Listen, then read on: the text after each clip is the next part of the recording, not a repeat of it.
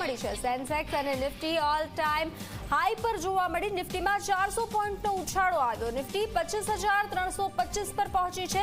સેન્સેક્સમાં 1200 પોઈન્ટનો ઉછાળો જોવા મળ્યો છે। સેન્સેક્સ 82,760 પર પહોંચ્યું છે। આજે નિફ્ટીમાં 400 પોઈન્ટનો ઉછાળો જોવા મળ્યો છે। તો ભારતીય શેર બજારમાં તોફાની તેજી સામે આવી છે। સેન્સેક્સ અને નિફ્ટી ઓલ ટાઈમ હાઈ પર જોવા મળી છે। નિફ્ટીમાં 400 પોઈન્ટનો ઉછાળો આવ્યો છે।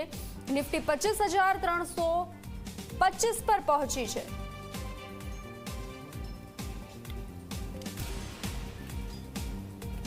માર્કેટ એક્સપર્ટ જયદેવભાઈ ચુડાસમા જોડાઈ ચૂક્યા છે ઝી 24 કલાક સાથે।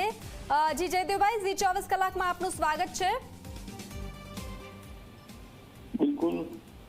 ભારતીય શેર બજારમાં તોફાની તેજી જોવા મળી છે। હાલ અત્યારે સેન્સેક્સ અને નિફ્ટી ઓલ ટાઈમ હાઈ પર જોવા મળ્યું છે। બિલકુલ, આજે ભારતીય શેર બજારમાં સાર્વત્રિક લેવાલી જોવા મળી રહી છે અને સેન્સેક્સ અને નિફ્ટી તેના સર્વોચ્ચ શિખરને પાર કરી ચૂક્યા છે। આ અગાઉ જોવા જઈએ તો 2 સપ્ટેમ્બરના રોજ સેન્સેક્સ અને નિફ્ટી તેના સર્વોચ્ચ શિખર ઉપર હતા। ત્યાર પછી ભારતીય શેર બજારમાં થોડો ઘટાડો જોવા મળ્યો હતો, પણ આજે ભારતીય શેર બજારમાં જબરજસ્ત મજબૂતાઈ જોવા મળી રહી છે।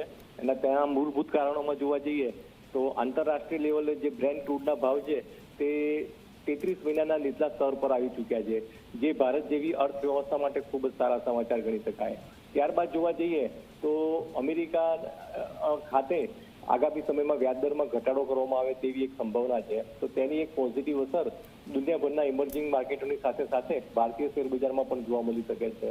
અને ત્યારબાદ રશિયા અને યુક્રેન વચ્ચે ઘણા સમયથી જે વિવાદ ચાલી રહ્યો છે તેનું પણ આગામી સમયમાં સુખદ સમાધાન થાય એવી પણ એક શક્યતા ઊભી થઈ છે। અને ત્યારબાદ જોવા જઈએ તો દુનિયાની બીજા નંબરની અર્થવ્યવસ્થા ચાઇનામાં આગામી સમયમાં વ્યાજદરમાં ઘટાડો કરવામાં આવે તેવી એક સંભાવના ઊભી થઈ છે, તો તેનો ફાયદો ભારતીય મેટલ સેક્ટરની કંપનીઓને જોવા મળી શકે છે।